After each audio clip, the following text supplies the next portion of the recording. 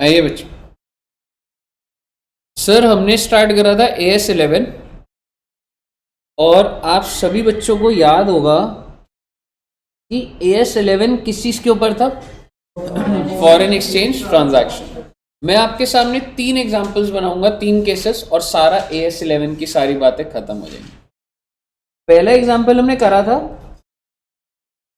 ए ने बी को सेल करी $100 की और $1 था 10 रुपए का।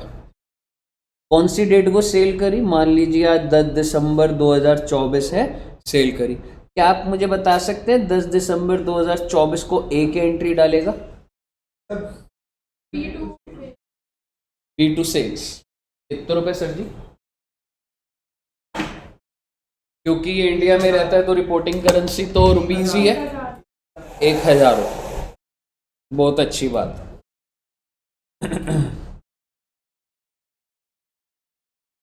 पहली एंट्री, सर जी पेमेंट नहीं मिली और अभी साल एंड हो गया, 31 मार्च 25 आ गया और इस दिन $1 15 रुपए का हो गया। क्या मुझे कुछ करने की जरूरत है या कुछ भी नहीं करने की जरूरत है?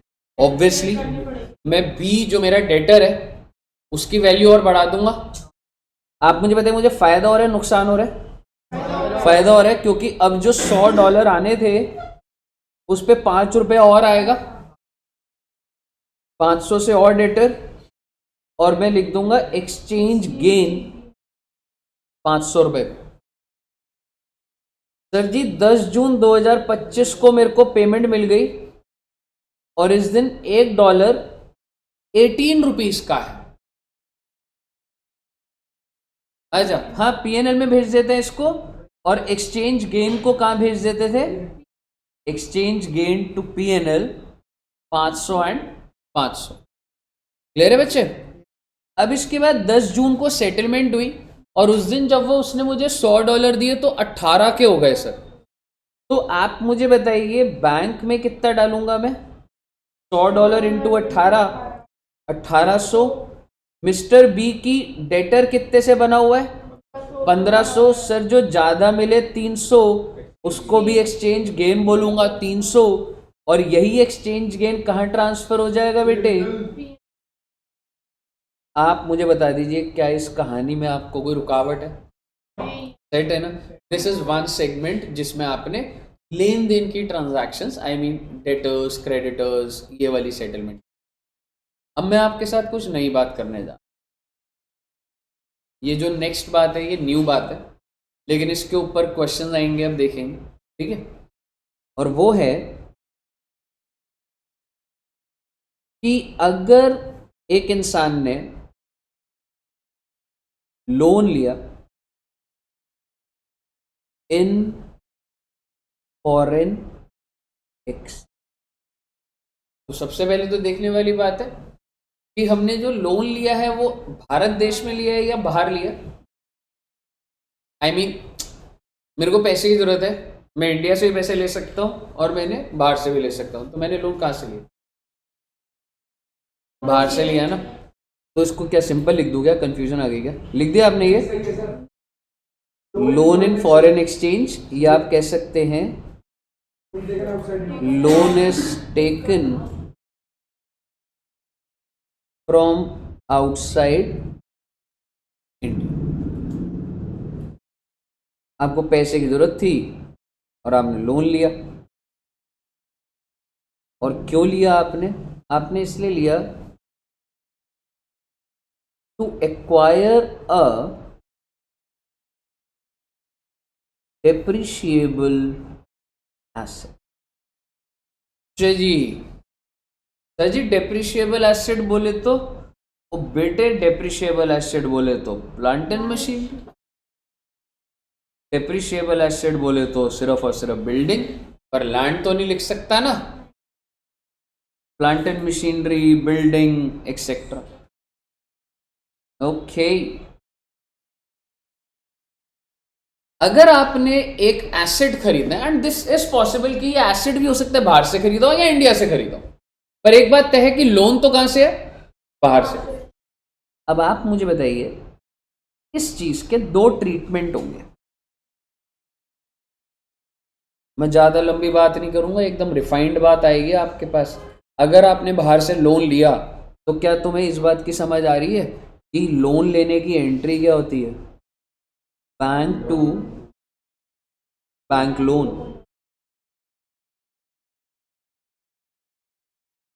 हम जब लोन लेते हैं तो एंट्री होती है बैंक टू बैंक लोन। और आप मुझे बताइए, जब साल खत्म होगा तो जितने भी मैंने लोन लिया, मान लो $1000 का लोन लिया, क्या उसकी वैल्यू फ्लक्चुएट नहीं हो जाएगी? क्या उस वजह से प्रॉफिट या लॉस नहीं हो जाएगा? तो दो ऑल्टरनेटिव है। पहला ऑल्टरनेटिव है कि अगर कोई भी गेन और loss on foreign exchange loan, gain और loss on foreign exchange loan is transferred to PNL, जैसा हमने अभी तक सीखा था। ये होगा कैसे अभी हम देख लेंगे, अभी नोट्स बन जाएंगे। तो जो भी गेन और लॉस होगा उसको आप कहां डाल देंगे? Transfer to PNL। या फिर एक होता है पैरा 46A और ये कहता है, अभी अब लिख लेना बेटा, टेंशन मत लेना कि होगा क्या, पहले लिख लेंगे। जो भी गेन और loss on foreign exchange loan है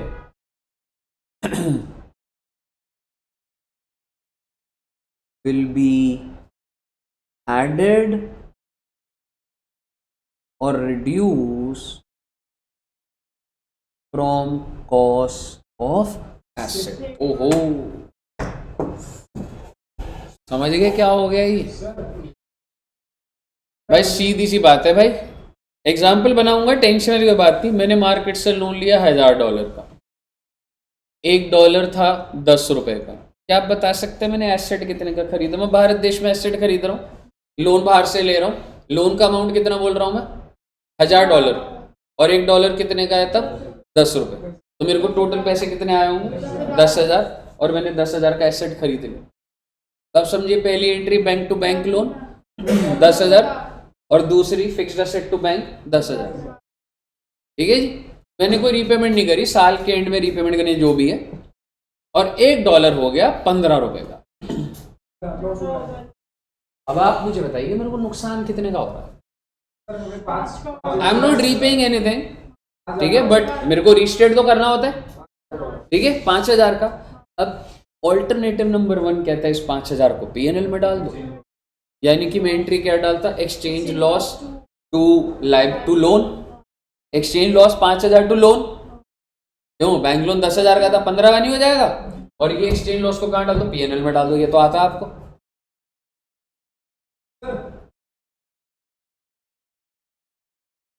$1,000 at the rate of 10 each. आपने एंट्री कितने की डाल दी? 10,000। 10,000। जब साल एंड हुआ तो $1 कितने का? 15 का। ठीक है, 15 का जब हुआ तो आप मुझे बताइए आपको एक्सचेंज लॉस कितने का दिख रहा है? 5,000 का नहीं दिख रहा आपको? $1,000 ले रखे हैं आपने, जिसकी लाइबिलिटी आपने $1,000 की कितने की बना रखी है? 10 की। अब $1,000 कितने की और होनी चाहिए? 5 और की। Exchange loss to bank loan 5,000। और ये ऑल्टरनेटिव क्या कहता है? इस एक्सचेंज लॉस को कहाँ डाल दो? PNL to exchange. और ये मेथड क्या कहता है? कहता है एक्सचेंज लॉस को डेबिट तो कर दो कर दे सर? हाँ कर दो एक बार टू बैंक लोन, है ना? लोन की तो अमाउंट तो बढ़ेगा ही, लोन तो बढ़ेगा ही बढ़ेगा 15। अब ये एक्सचेंज लॉस को क्या कर दो? वैसे मैं तुम्हें ईमानदारी से बोलूँ, तुम्हें चाहिए एंट्री दिख भी जाए, पर सीधी सीधी बोल रहा हूँ, क्या बात का एक्सचेंज लॉस रे, फिक्स एसेट की वैल्यू बड़ा खत्म होगी बात। तुम्हारा फिक्स एसेट कितने का हो गया? 15 का हो गया। कहने का मतलब है ये जो एक्सचेंज लॉस है, एक ऑल्टरनेटिव है इसको PNL में डाल दो, और दूसरा ऑल्टरनेटिव है इसको एसेट की कॉस्ट बढ़ा दो।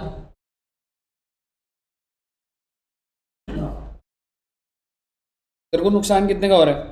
1,000 पे कितने का? 5 का, 5,000 आ गया। Rather than debiting it to PNL, आपने डेबिट किसको कर दिया? फिक्स्ड। यहाँ पे आप पीएनएल को डेबिट कर रहे हैं नेट इफेक्ट, और इधर क्या कर रहे हैं? फिक्स्ड। इससे ज्यादा कोई बात नहीं।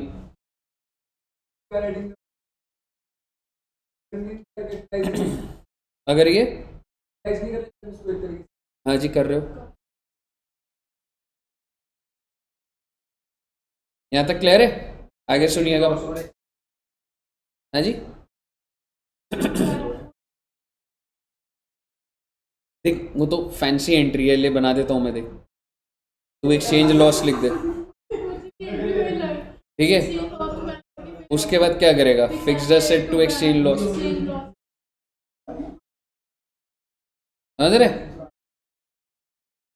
ठीक है ना? वो एंट्री आपको ऐसे दिख जाएगी, पर वो तो नेट इफेक्ट आपको समझना है ना। आगे ध्यान से सुनिएगा, ये सुन लो रे, 10 मिनट में खत्म हो जाएगी बात।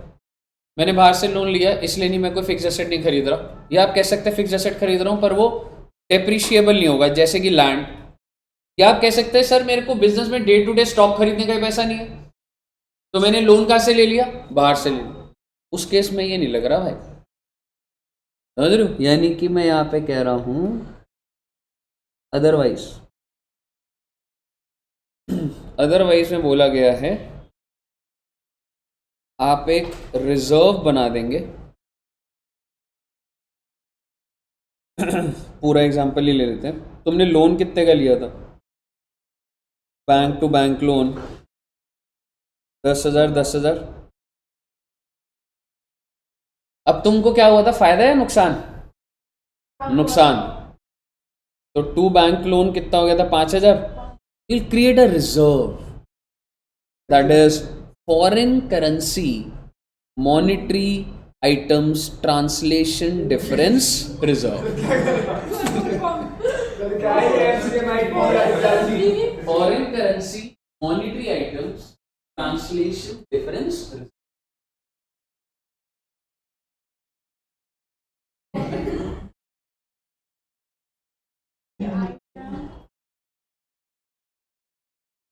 Difference reserve. Foreign currency monetary items translation difference reserve.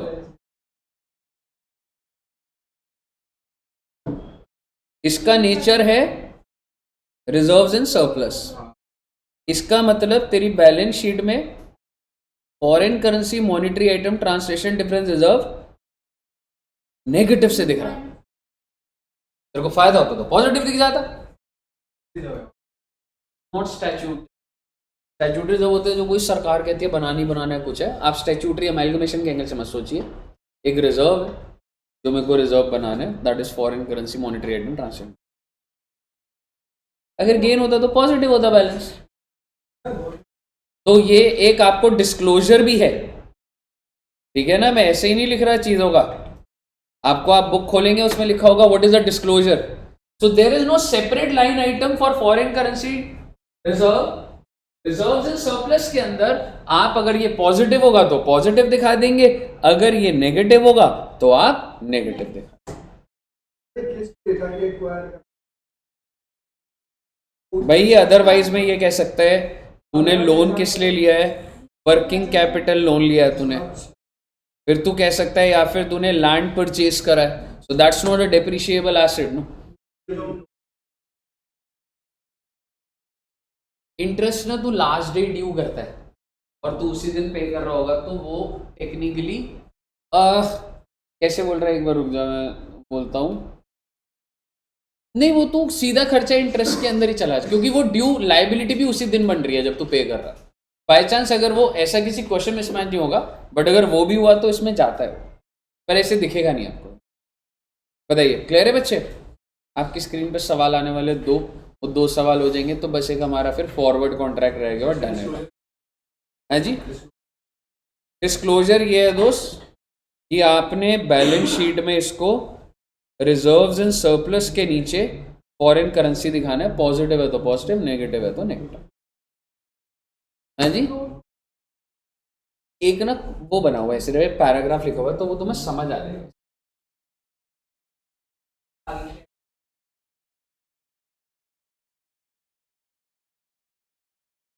इसको तू धीरे धीरे करके पीएनएल में ले जा सकता है, जैसे लैंड की वैल्यू बहुत वैसे तो इनफाइनाइट होती है, बट ये रिजर्व तेरा प्लस या माइनस करके उसी में ही रहेगा, क्योंकि तो फिर इक्विटी के अंदर डाल के खत्म कर दूंगा रिजर्व।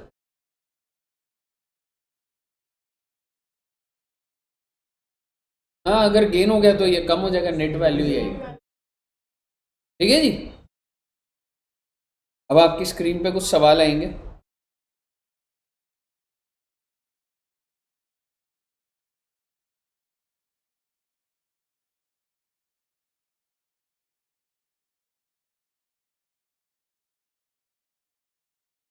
एक कॉन्सेप्ट भी करा दूं फिर क्वेश्चन करे सीधा। ये जो लास्ट करा ना अभी वाला जो फ्यूचर वाला फॉरवर्ड कॉन्ट्रैक्ट, हेडिंग डाल देना फॉरवर्ड कॉन्ट्रैक्ट्स, फिर एमसीक्यूज भी देख लेंगे और वो भी देख लेंगे, और 11 टर्न है हमारा।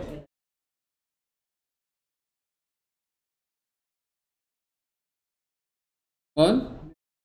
निमेश। जब से पेपर नहीं तब से बहुत सारा रखा है, तो मैं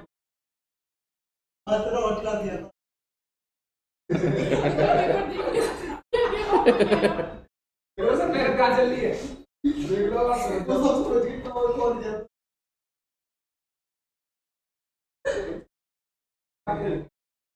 तो बेस में दिया आपको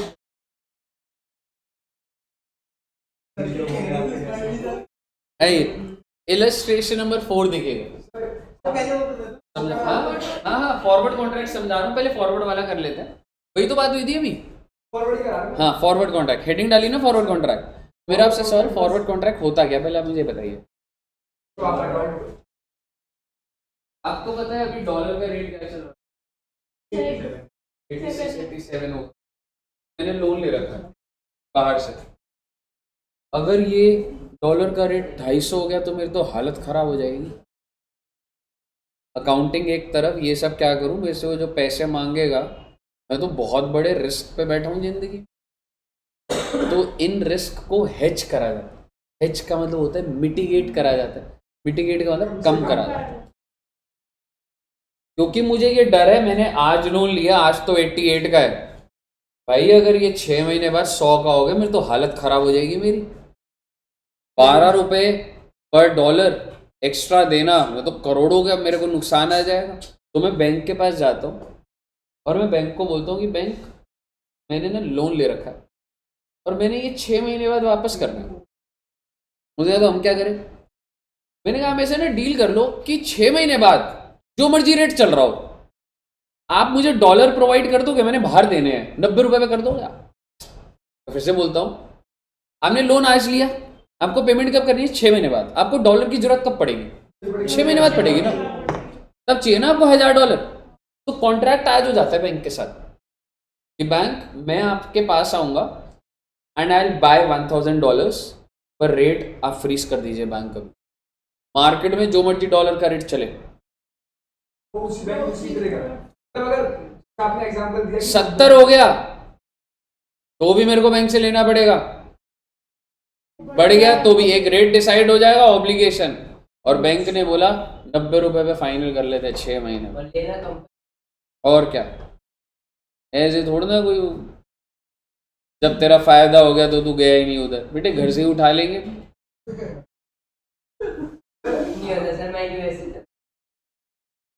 एग्जांपल जैसे कि 90 का आपने बताया कि 90 फीस पे करेंगे और डॉलर है 100 का चल रहा है, तो तब भी हमें मतलब ये 100 का चल रहा है, हम बैंक जो मर्जी चलता रहे, मैं बैंक को बोलूंगा $1000 दे, $1000 मिल गया। अच्छा, मतलब कहने का ये कि बैंक को नुकसान होगा, उस जो 10 अमाउंट का हमको नहीं होगा, करेक्ट इसलिए भी पे कर रहे हो उसको। करेक्ट। और इसके एक्सपर्ट्स होते हैं, बैंक भी अगर 90 बोल रहा है तो बैंक की भी बहुत R&D है, तो बैंक को पता होता है कि इतना फ्लक्चुएट नहीं होगा। बैंक बहुत बड़े लेवल पे चल रहे होते हैं भाई, RBI चार्जेस तो गाइडलाइंस। लेता होगा। हाँ एग्जैक्टली, वो चार्जेस यही है, बैंक को लग रहा है कि अरे तो 88 पे रहेगा, $2 जो मैं एक्स्ट्रा ले रहा हूँ या जो भी है, वो चार्जेस अलग चीज़ है। पर बैंक को भी ने भी डील सही लगी, आपको भी लगा यार बढ़ता भी है तो $2 तो जा रहा है मेरा, समझ रहे हो। तो मेरे को इस कॉन्ट्रैक्ट की एंट्री करनी है कि जब मैं बैंक से बात करूँ। जैसे हम तो अमाउंट बैंक से फ्रीज करवाया, फिर उसके बाद जो भी हाँ हम मेरे को मैं 90 में मिल जाएगा मेरे को, बिल्कुल। तो आपने ना एक चीज़ लिखनी है कि फॉरवर्ड कॉन्ट्रैक्ट ऐसे लिख लेना। 2 क्वेश्चन करने हैं हमने इस पे। एक है नॉन स्पेक्यूलेटिव ट्रांजैक्शन,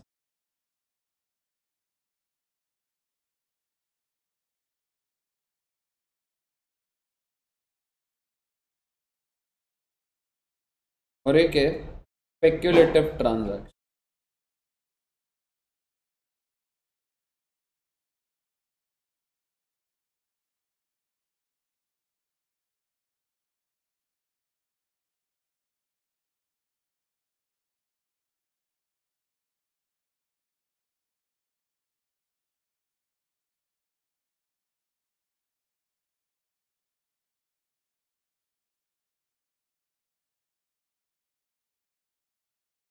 लिख लिया?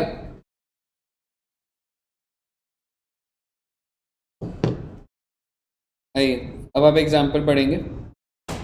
Rao limited purchased a plant for $1,00,000 on 1 February payable after 3 months। भाई ने एक प्लांट परचेज करा है कितने रुपए का, और इसका पैसा इसको कितने टाइम बाद देना। तो लेट्स बी स्पेसिफिक। 1 फरवरी को लिया है, तो पेमेंट मैंने कब करनी है, और फरवरी निकल जाएगा, मार्च निकल जाएगा, अप्रैल भी 30 अप्रैल, 3 महीने बाद, है ना। Company entered into a forward, company को डर लग गया क्योंकि कह रहा भाई $1,00,000 देने, रेट बहुत बढ़ गया। तो आप मुझे बताइए, कंपनी कॉन्ट्रैक्ट में एंटर करी फॉर 3 months एट 49.15। कंपनी ने बैंक से लिया कि 3 महीने बाद मैं तुमसे कितने रुपए पे लूंगी, 49.15। आज क्या रेट है, 8.85। ठीक है जी, आज है 48.85। प्रमोट डॉलर 60 ना हो जाए, 70 ना हो जाए, तो मैंने उसको हेज करके कितने पे डील कर ली। How will you recognise the profit और loss on forward contract in the books of Rao limited. पहले आप मुझे बताइए, ये स्पेक्यूलेटिव है नॉन स्पेक्यूलेटिव। नॉन स्पेक्यूलेटिव क्योंकि मेरी ये जरूरत थी, मैंने प्लांट परचेज करा था, तो इसलिए कर रहा हूं ना मैं सारी हरकतें, या बिना कुछ मार्केट से परचेज करी स्पेक्यूलेटिव बातें कर रहा हूं। अब समझिए, आपने धंधे में लोन उठाया है या किसी से फिक्स एसेट उठाया है जो उसे देने हैं पैसे, तो ये तो स्पेक्यूलेटिव है। Non speculative, non speculative. Now तो 1 फरवरी को, अच्छा अब क्या करना है, क्या आप मुझे लॉस बता सकते हैं। हो गया डील, मतलब 1 फरवरी को ही रेट ये है, इतने पे खरीदना है, कि आपको लॉस नहीं दिख रहा। कितने पैसे का, 30 पैसे का, कितने डॉलर पे, टोटल लॉस। इस लॉस को आप 3 महीने में काट देंगे, यानी कि फरवरी का लॉस 10,000, मार्च का लॉस 10,000 और अप्रैल का लॉस 10,000। बिल्कुल, इस फॉरवर्ड कॉन्ट्रैक्ट लॉस बोल दे, कोई दिक्कत नहीं मुझे। अब इसका आंसर सीधा दिखेगा। फॉरवर्ड रेट समझ रहे हो, जिस रेट पे आप डील करके आए हो कि बैंक मैं तेरे से इतने में लूंगा, और आज के दिन स्पॉट रेट होता है जो चल रहा है जिस दिन, that is 48.85। so what is the loss, 0.30 per dollar, and total dollars 1 lakh, total loss 30,000। Contract period कितने का है, 3 महीने का, तो 2 महीने का क्या हुआ, 20,000, वो ऊपर के साल में चला जाएगा, 10,000 दूसरे। आंसर पढ़ लीजिए आगे, ये क्या लिखा हुआ।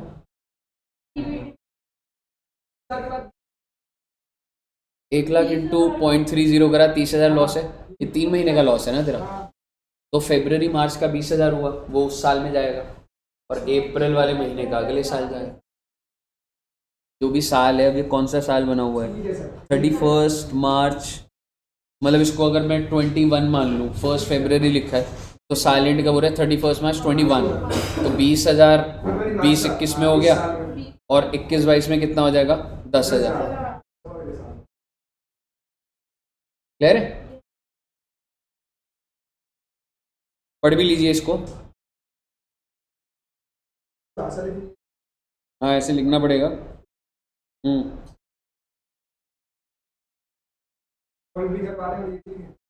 जरा सा सॉल्व करके 5 नंबर मिलेंगे ना तेरे को। जरा सा खाना खा के तो पैसे दे दिए इतने, 17,000।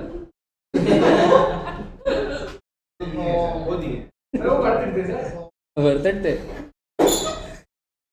ये, तेरे को ही पता है वर्थ इट नहीं थे। ठीक है ना। आई इलस्ट्रेशन नंबर 5।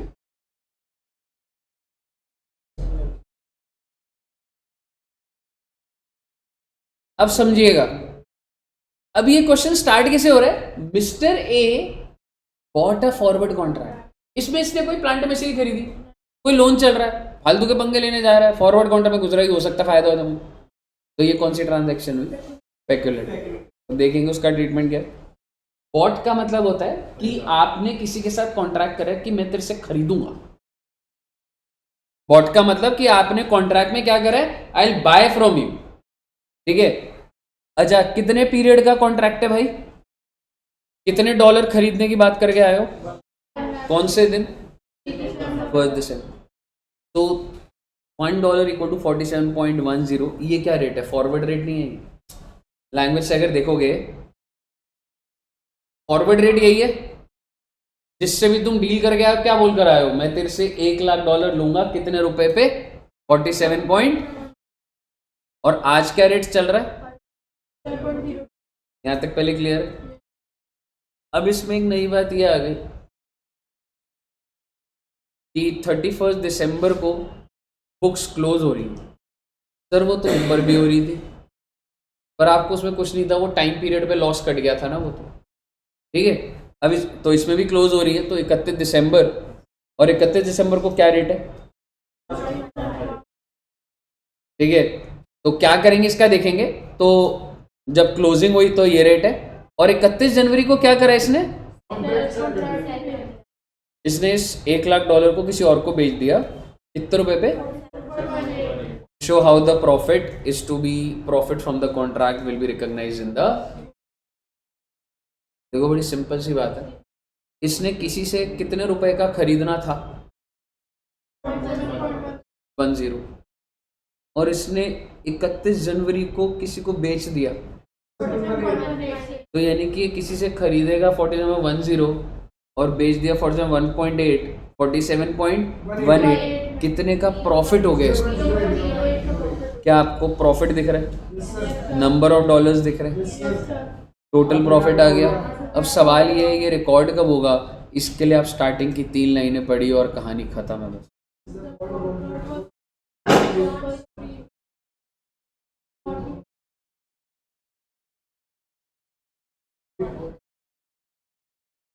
बट कब, जब आपने वो बेचा है, नहीं कुछ भी नहीं कर रहा। अगर ये स्पेक्युलेटिव है तो कोई खर्चा रिकॉर्ड नहीं कर रहा कि तेरे को नुकसान है, समझ रहे। तू जब कॉन्ट्रैक्ट में एंटर करा तेरे को क्लियर दिख रहा था, अरे सर 0.08 का नुकसान है, तेरे को रिकॉर्ड नहीं करना। Why, because this is a speculative contract. अब इसमें इवेंट समझ, स्पेक्युलेटिव टाइम पे एंट्री रिकॉर्ड नहीं होगी ना, मतलब ये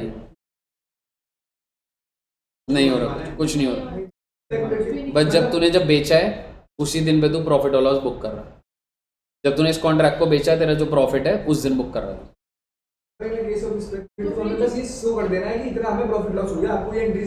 बिल्कुल, और आपको ऐसे ही लिखना है कि since the forward contract for speculative purpose, तो at the time of entering into the contract any difference between the spot rate and forward rate is not to be recorded. Any profit or loss on sale of this contract will be recorded when sale is made. और cell कब करी है इसने, 31 जनवरी, 31 जनवरी को record कर लो profit या loss. Set है कहानी, ओके।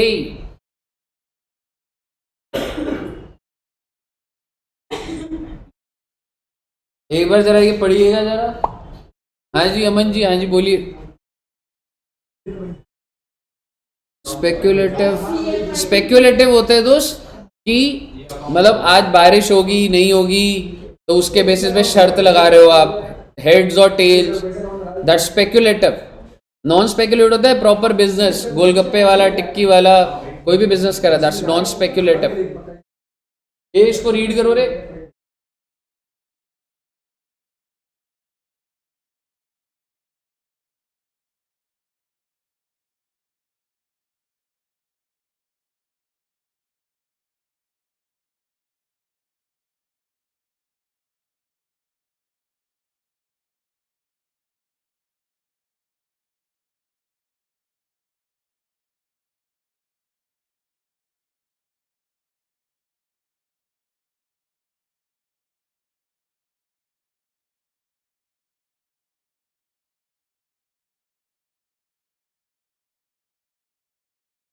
ट्रांसलेशन डिफरेंस रिजर्व की जगह अकाउंट है बस वो। हाँ क्या कह रहे हैं? सर जब लॉस होगा तभी आएगा क्या? नहीं नहीं, लॉस आएगा तो you will show as negative balance, profit होगा तो पॉजिटिव बैलेंस रिजर्व का। रिजर्व्स इन सरप्लस हेडिंग होती है बैलेंस शीट में, उसमें foreign currency, monetary item, translation difference account. Clear है ना? अब जो मैंने आपको वो सिखाया था, एक ये एग्जाम्पल तो फिर भी आप कर सकते हो, ये एग्जाम्पल बहुत बढ़िया बनाओ। इस एग्जाम्पल में सारी की सारी चीजें आ जाएंगी, जो हमने वो एग्जाम्पल बनाया था ना, कॉम्बिनेशन सारा आ जाएगा। आइए देखते हैं, और ये आप सॉल्व भी करना, ठीक है। ए लिमिटेड बोरोड, और ये लिख लेना रजिस्टर में, ए लिमिटेड बोरोड $10,000। प्लीज आप रजिस्टर में लिख लीजिए कि आपने बोरोइंग्स कितनी करी है, $10,000, and date of borrowings is important, 1 April 2021, ठीक है जी। और रेट ऑफ इंटरेस्ट क्या है? 5% annual interest, and acquired a depreciable, the exchange rate was on 1 अप्रैल, तो 1 अप्रैल को क्या रेट है बच्चे? 48, और साल के एंड पे कितना है? 51, ठीक है जी। You are required to pass the journal entries in the following cases. आप सिर्फ फर्स्ट केस समझिए, आपको एंट्रीज डालनी, और पहला ऑप्शन क्या बोल रहा है, पैरा 46 से फॉलोड या नॉट फॉलोड। अगर नॉट फॉलोड है तो मैं जो भी एक्सचेंज गेन या लॉस होगा कहाँ डालूंगा? पीएनएल। फर्स्ट चीज ये क्लियर है आपको? अब आप सेकंड बात सुनिए, अब आप स्टेप बाय स्टेप। 1 अप्रैल को मैंने लोन लिया, एंट्री डाली है 1 अप्रैल 21 की, bank to bank loan 4,80,000, 4,80,000।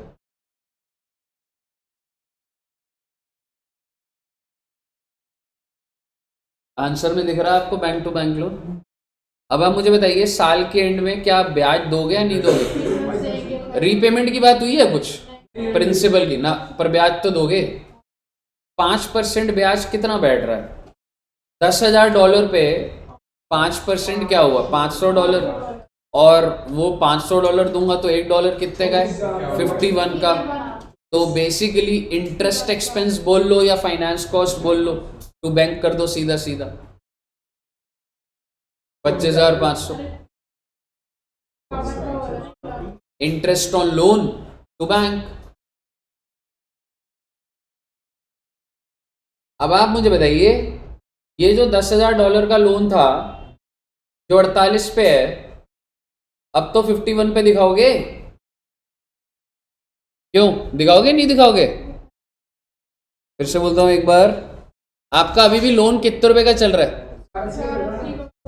Dollars में बात करो एक बार। 10,000, पर अब डॉलर्स कितने का हो गया? 51। कितने का बढ़ाना पड़ेगा? 30,000 हो गया ना? हाँ 30,000 है बिल्कुल। और आप देखेंगे एक्सचेंज डिफरेंस, और ब्रैकेट में उसने पीएनएल भी लिख दिया, तो समझ गए ना, पीएनएल टू लोन अकाउंट ही है ना।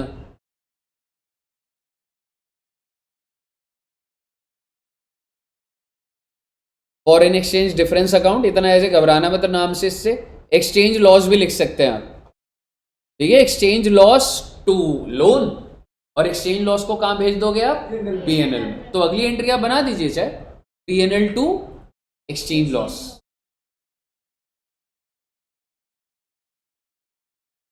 और नहीं, 31 को ही पीएनएल में डाल देना। और इसका जो नोट लिखा हुआ है वो भी पढ़ लीजिएगा प्लीज।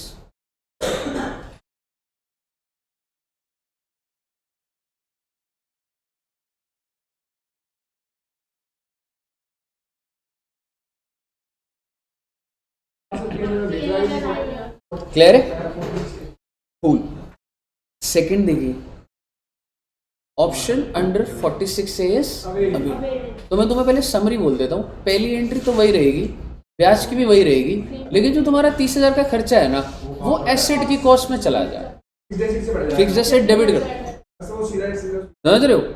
तो आइए जरा देखते हैं। सबसे पहली एंट्री आपको एकदम फेमिलियर दिखेगी, एक बार देख लो फिर नोट करना। Bank to bank loan, foreign loan account लिख रहा है, बैंक लोन ही है। इंटरेस्ट टू बैंक भाई 25,500, एक्सचेंज डिफरेंस टू लोन, और उसको किस में डाल दिया इसने, पीपीई में, फिक्स्ड असेट को डेबिट कर। ये ऑप्शन नहीं, ये डेप्रिशिएबल एसेट है ना, समझ रहे? तो वो टेबल के अंदर है डेप्रिशिएबल एसेट। डेप्रिशिएबल एसेट के अंदर तो पीएनएल जाता है या ये जाता है, and both the options are correct. Company कोई भी ऑप्शन ले सकती है।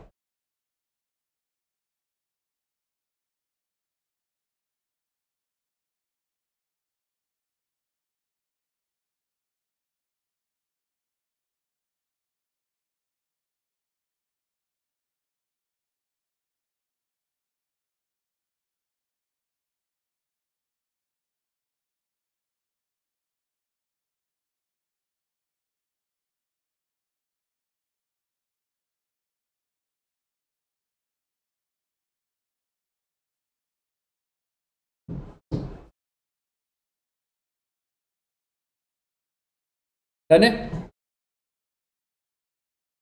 तीसरा केस देखेगा, the loan was taken to finance the operation of entity.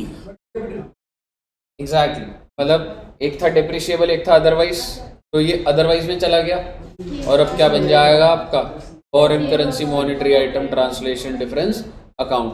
तो आप दोबारा से एंट्री डालेंगे सारी की सारी, देखिए बैंक टू बैंक लोन, ब्याज तो देना ही है, इंटरेस्ट टू बैंक, फिर उसके बाद एक्सचेंज लॉस डेबिट करा, उस एक्सचेंज लॉस को फॉरेन करेंसी मॉनेटरी आइटम में ट्रांसफर कर दिया।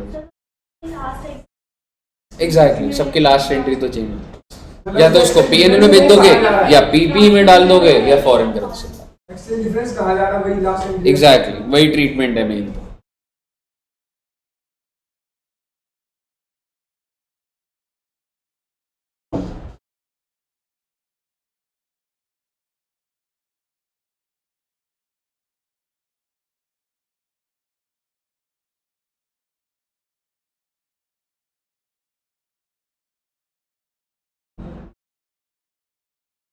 सर इसमें वो ही लिखनी होती नीचे बीइंग वाली जो स्टेटमेंट।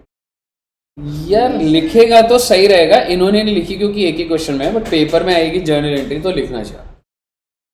क्लियर है बच्चे? तो बीइंग के क्लास मिला देना, बीइंग ना लिखी तो क्या क्या नरेशन ना लिखे तो नरेशन ना लिखे तो कितने मार्क्स कट जाएंगे? 0.5, 0.2 सर, बहुत नंबर कट जाएंगे। कोई गारंटी नहीं उसका।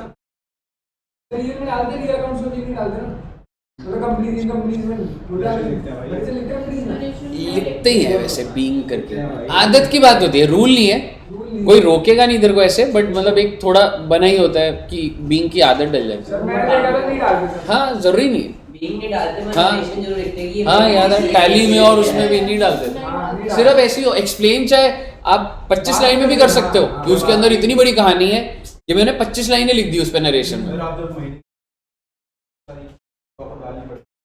नरेशन नरेशन तो होती है, हाँ हाँ वो तो है, कंपनी में याद ही नहीं रहेगा, किसी को बुलाओगे भाई ये एंट्री क्यों डाली होगा 2 साल पहले, कहाँ याद होगी? नरेशन डलती जरूर है, पर बीइंग से स्टार्ट नहीं, हाँ वो आप अपनी लैंग्वेज में लिख रहे हो कि एक्सप्लेन हो जाए बस। अच्छा एक बात बताओ, वैसे तो ओवर है, पर आइए प्रैक्टिस, डेटा खत्म हो गया S11 का, आइए एमसीक्यू देखते हैं, पहला वाला देखिए जरा।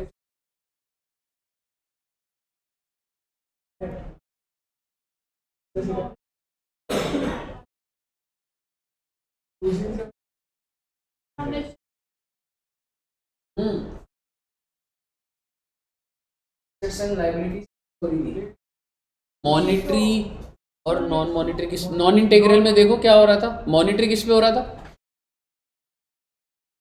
इंटेग्रल मॉनिटरी होता था क्लोजिंग, नॉन मॉनिटरी ट्रांजैक्शन, और नॉन इंटेग्रल में एवरेज। तो एक्सपेंस होता था एवरेज। हाँ लिखा हुआ है नोट्स में भाई, क्लोजिंग, समझ रहे हो आप? नॉन इंटेग्रल में चाहे मॉनिटरी हो चाहे नॉन मॉनिटरी हो, क्लोजिंग पे होते थे। अगले उस पर आइए,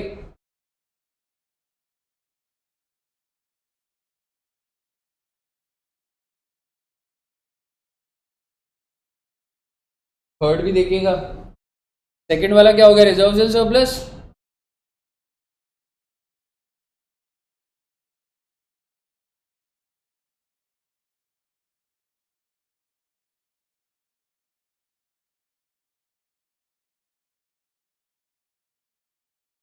क्लोजिंग या फिर वो डेट ऑफ जो भी होता है, जैसे वो एसेट जैसे exchange rate on the date of purchase of asset, क्योंकि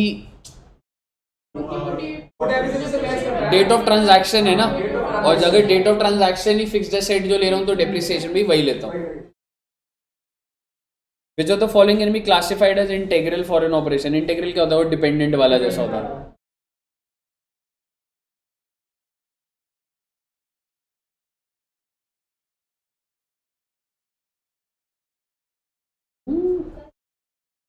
ए ही लग रहा है close, A is closest, serving as an extension. दूसरा इंडिपेंडेंट सब्सिडरी ऑफ पेरेंट है, इंडिपेंडेंट वर्ड भी आ रहा है, और समझ रहे हो, एक्सटेंशन वाला, समझ रहे हो।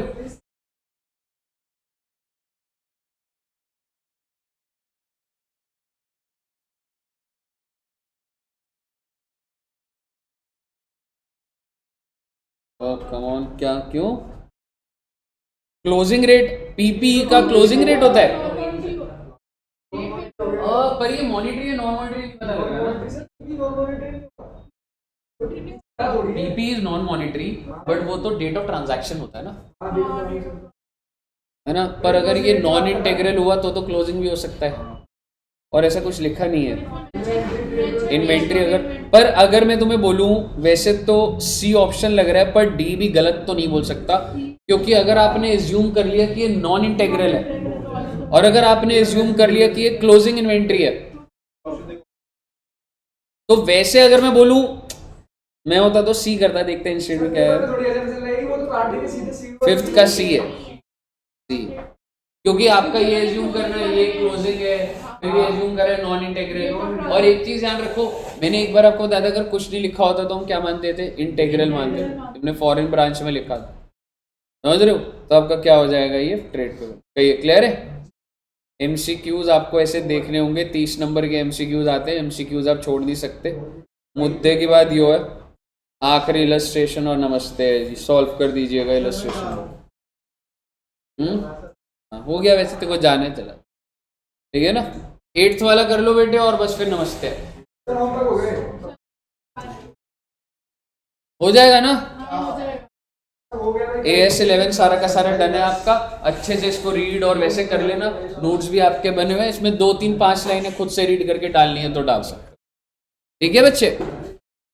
हाँ जी, ऑनलाइन में क्लियर है। CS वाली क्लास बच्चे, CS वाली क्लास है, मैं नीचे जा रहा हूँ फिर बताऊंगा। अमन, दिव्या, विकास क्लियर है बच्चे।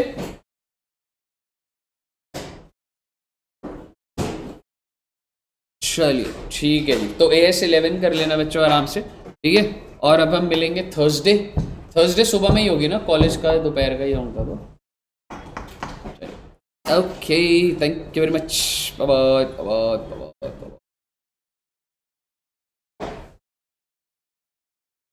डिब्बा दे दो।